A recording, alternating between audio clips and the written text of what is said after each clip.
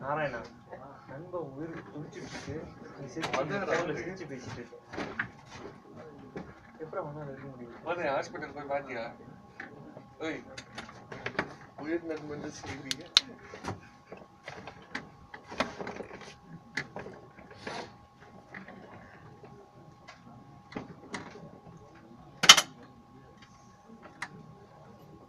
சரி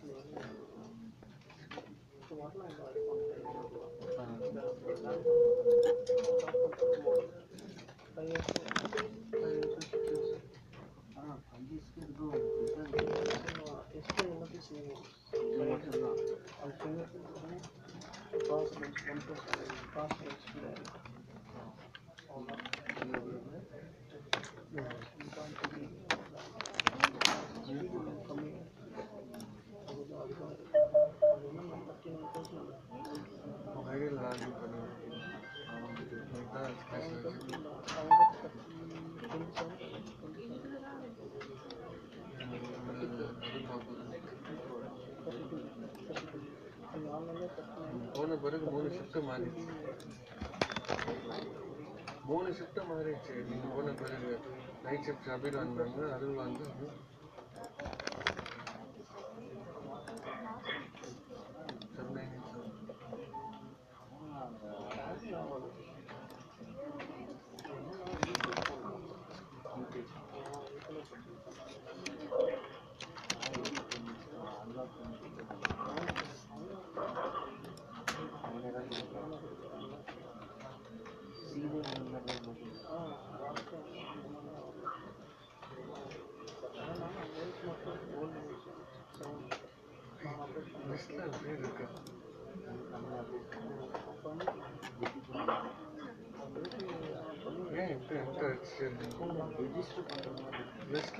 பார்த்த மாதிரியே இல்லை.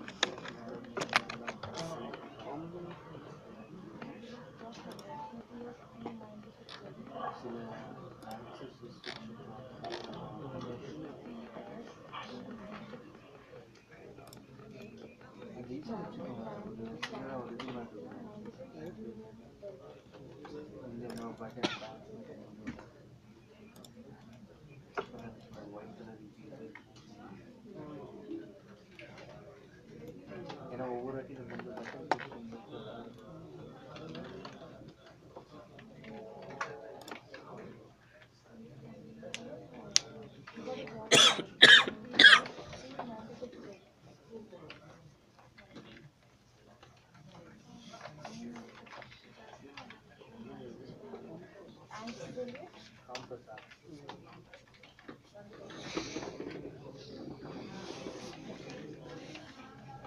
ஏய் உனக்கு எங்கடா அடி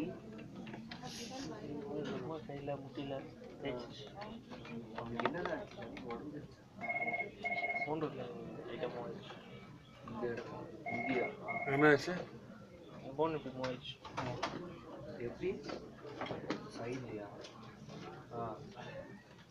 கீழே விழுந்தோடனே ஃப்ராக்சர் ஹாஸ்பிட்டலில் போய் பார்ப்போம்டா பொறுமையாக ஃப்ராக்சரா தெரியுண்டா இது ஆப்ரேட் பண்ணாங்கடா அது நைட்டு நைட்டு விஷயம் பேசினா ஆப்ரேஷன் தேட்டரில் ஆப்ரேட் பண்ணியிருந்தாங்க அப்பா நம்ம பேசுகிறாங்க போல நீ ஃபோன் பண்ணி பேசணும் எந்த இடத்துல எக்ஸாக்டா நகாமர் ஆமாம் உள்ளேருந்து வருவாங்க நகாமர் அந்த 5 மெயின் ரோடு வர்ற ஏன் ஓடுனீங்க ஃப்ரண்ட்டில் போனோம் ஒரு பைக்கில் பேக்கில் போட்டேன்டா அந்த பேக் எடுக்கிறதுக்கு டக்குன்னு பிரேக் போட்டேன் பேக் எடுக்கிறதுக்கா பேக் இருந்துச்சுன்னா டக்குன்னு அங்கேயே பிரேக் போட்டான் அவன் ஒரு காருக்காரன் வந்து டக்குன்னு பிரேக் போட்டான் நாங்கள் அவன் பின்னாடி வந்து நான் காரில் இடிச்சிட்டேன் டிஸ்ட்ரிக்டில் வந்துட்டோம்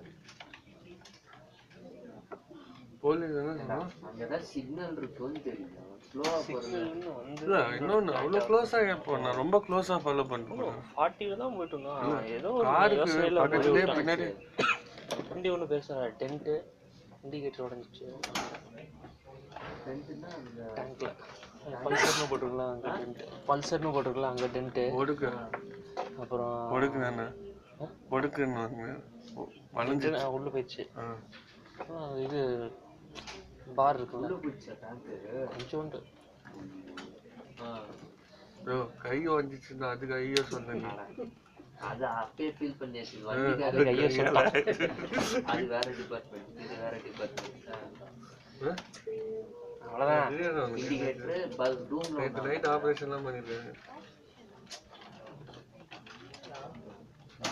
5 நாள் லீவு அவனுக்கு ஓட்ட தெரியுமா தெரியாதா முதல்ல சரி உங்க கார் பிரேக் போட்டா சுதாரிக்க முடியாது நான் அவ்வளவு க்ளோஸா போயிட்டீங்க கரெக்டா தான் போயிட்டு இருந்தான் எல்லாம் பிரேக் போட்டு நிறுத்த வேண்டியது அப்படியே போய் டமால் விட்டா அந்த டேர்னிங்ல மெயின் ரோடு வரும்போது சிக்னல் போட கொஞ்சம் ஃபாஸ்டா வந்துட்டான் அங்க வந்து டக்குன்னு அந்த இடத்துல அந்த இன்சிடென்ட் நடந்தா இவன் டக்குன்னு பிரேக் போட்டு நடு சிக்னல்ல பேலன்ஸ் பண்ண முடியல பேலன்ஸ் பண்ண முடியல ஏண்டா பேலன்ஸ் ஹைட் பிரேக் டிஸ்க் அடிச்சிட்டான்டா டிஸ்க் அடிச்சோன்னா போய் இடிச்சுட்டு அவன் காருக்காரன் அந்த பின்னாடி இண்டிகா சைடில் அந்த இண்டிகேட்டர்லாம் இருக்குல்ல அந்த இதெல்லாம் உடஞ்சி கார் வண்டியா காருக்கு போலீஸ்காரன் வந்தான் இன்னும் ஏதாவது கேஸ் கொடுக்க போறீங்களான்னு ஃபஸ்ட்டு கேட்டான் யாரு எங்கள் 2 பேரை பார்த்து ஹாஸ்பிட்டல் ஃபஸ்ட்டு போயிட்டோம் ஹாஸ்பிட்டல் பண்ணலாம் கேஸ் கொடுக்க போறீங்களா 2 பேரும் பார்த்துட்டே இருந்தோம் அவங்க மேலே கேஸ் கொடுக்காதது பெரிய விஷயம் அமைதியாக போயிருங்க அப்படின்னா பின்ன எமர்ஜென்சிக்கு சடன் பிரேக் அடிக்கிறான் நம்ம தான் பார்த்து வரணும்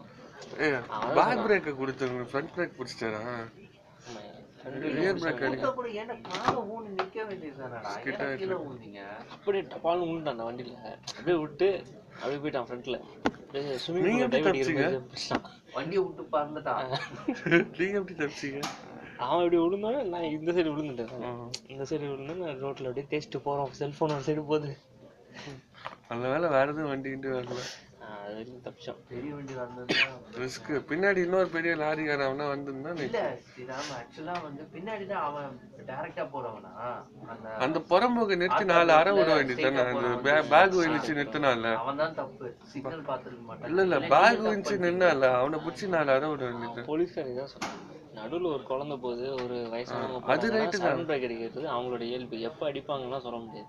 பின்னாடி வரவங்க தான் கரெக்டாக பார்த்து வரணும் அப்படின்னு. கொஞ்சம் கேப் விட்டு வரணும். அதுதான் இல்ல அதுவும் பின்னாடி வண்டி இடிச்சான்னாங்க. எங்க பின்னாடி எங்க அடிச்சான்? நாங்க தானே வண்டி பின்னாடி இடிக்காத அடிச்சோம். போயிடுச்சு. இவர் போய் விட்டாரு வண்டி. அதான் சடன் பிரேக் அடிச்சாரு. ஃப்ரண்ட் பிரேக் அடிச்சு விட்டுருக்கான். ஸ்கிட் ஆயிட்டு இருக்கு. 2 பேரும் டாஸ்மாக் காசுல போய் விட்டோம். ஒரு டாஸ்மாக் இருந்துச்சு, அப்படியே சாக போட்டு போய் உட்காந்து. அவங்க தான் ஹெல்ப் பண்ணானுங்க, தண்ணியெல்லாம் எடுத்து வந்தானுங்க. அப்படியா? டிராபிக் ஜாம் ஆயிடுச்சா? இப்போ நேரம் அப்படியே நிப்பாட்டானுங்க. அவனுக்குள்ளே ஒரு நல்லவனுங்க இருக்காங்க. இன்னும் குடிக்கிறவங்க கெட்டவங்க பாண்டிச்சேரிக்காரர் சொல்றாரு கேளுங்க. நல்லவங்க இருக்கிறாங்க. ஒயிட் கலர்ல இது வரும் தெரியுமா? இங்கேயே ஹோம் ஸ்கிரீன் ஒரு பேட்ச்ல நீங்க ஒவ்வொரு வாட்டி இதானே எடுக்கிறீங்க ஹோம் ஸ்கிரீனுக்கு. அது இங்க ப்ரெஸ் பண்ணுறதுக்கு இங்கே ஒரு சின்ன நோட்டிஃபிகேஷன் வரும். ஒயிட் கலர்ல மேலே அது என்ன நடக்கும்? அந்த பிரேக் போட தெரியலன்னு நினைக்கிறேன். நானும் நல்லா எக்ஸ்பீரியன்ஸ் பண்ணியிருக்கேன். இவனுக்கு அந்த வண்டி பைக் பழகல, வாங்கின புது புதுசுல வண்டி. டிஸ்க்கு அந்த ரியர் பிரேக் தான் அடிக்கணும். நடுவில் நிறுத்த போகிற ஃபீலிங் வந்தாலே காலில் தான் ப்ரெஸ் பண்ணணும். ஃப்ரண்ட் பிரேக் சப்போர்ட்டுக்கு தான் கொடுக்கணும். இல்லை எப்பவுமே இதான் இழுத்துரும் வண்டி சொல்லுன்னு. ரெண்டுமே அடிச்சான்னு வச்சுக்கோ ஓரளவுக்கு ஓரளவுக்கு பேலன்ஸ் ஆகும். ஃப்ரண்ட் அடிச்சா இழுத்துரும். அடிச்சானா தூக்கி போட்டுரும். அவன் என்ன வேணா அதுவும் மழை நாள்லாம் அந்த அடிச்சா பிரேக் இன்னும் தேய்ச்சிட்டு அடிச்சிருப்பான், போகும். அதுல அவன் கை மாட்டிச்சு, அதனால தான் கையில ஃப்ராக்சர். பிரேக்கா? அந்த பிரேக்ல கை மாட்டிச்சு, கீழே விழும்போது அப்படியே பிரேக்கோட அப்படியே போய் விழுந்துச்சு, அதனால தான் கை ஃப்ராக்சர் ஆயிடுச்சு. நார்மலாக விழுந்துருந்தோன்னா என்ன மாதிரி கை தேஞ்சு வந்துருக்கும். அவன் கை மாட்டிக்கிறதுனால அப்படியே மாட்டிட்டான்.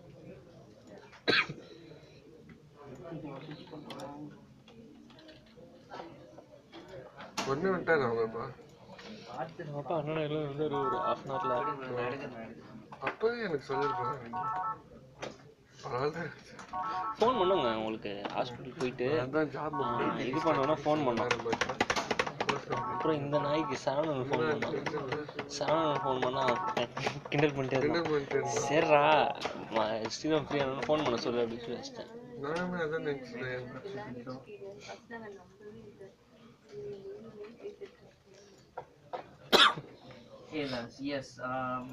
நான் அவன்கிட்ட என்ன சொன்னேன்னா 2 நாள் லீவ் சொல்லிடு.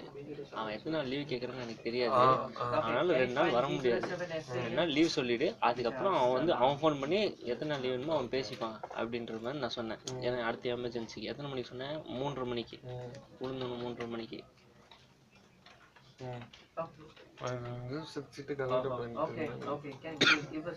எனக்கு 6:30 தான் தெரியும் இந்த அளவுக்கு மேட்ரு சீரியஸ்.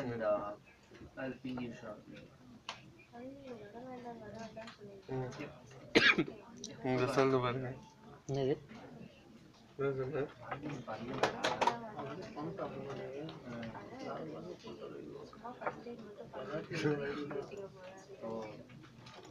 அதுக்குள்ள வீட்டுக்கு போயிட்டாங்கன்னா ஒன்றும் இல்லை அப்படிதான் பேசுறேன். நானே உள்ள போய் என்ன சொன்னேன், அசோக் மைனர் இன்ஜுரி தான் அசோக், ஒன்றும் இல்லை அப்படின்ட்டு சொன்னேன். அவன் அசோக்கும் ஃபோன் பண்ணான் அதே டைம். யாரு?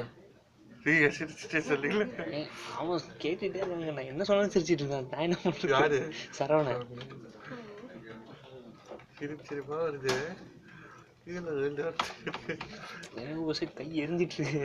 டேய் அமைதியார், அப்புறம் பேசிக்கலாம்டா அப்படின்ற கேட்க மாட்டேங்கிறான். ஐயோ இப்பதான் மறுபடியும் முன்னாடி சொன்னேன்.